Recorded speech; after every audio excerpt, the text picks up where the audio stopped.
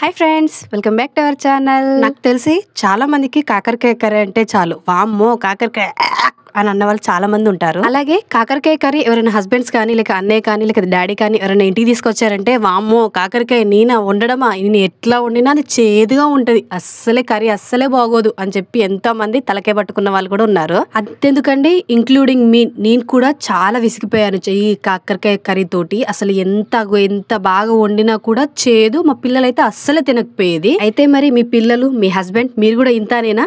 ఒక్కసారి ఆలోచించండి అబ్బా, కాకరకాయ మన ఆరోగ్యానికి ఎంత మంచిది చెప్పండి.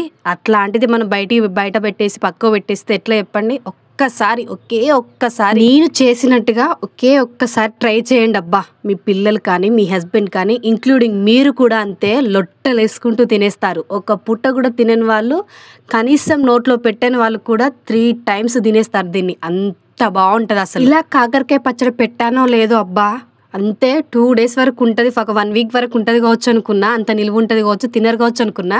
కానీ 1 day తెల్లారి చూసేసరికి అసలు లేదు, అంత బాగుంది. నేనైతే లొట్టలు వేసుకుంటూ తినేసాను అబ్బా. మంచిగా పుల్లగా మస్తు అనిపించింది. మా ఇంట్లో పేషెంట్ ఉందని తెలుసు కదా, తను కూడా లొట్టలు వేసుకుంటూ తినేసింది. నాకైతే మస్తు హ్యాపీ అనిపించింది అనుకోండి. అసలు ఇంతవరకు నా వీడియోని చూసారు కదబ్బా, నచ్చితే సబ్స్క్రైబ్ చేసుకోండి అబ్బా. అలాగే వెళ్తూ కుడిసేత కుసంతా లైక్ ఇచ్చి వెళ్ళండి అబ్బా ప్లీజ్. బాయ్.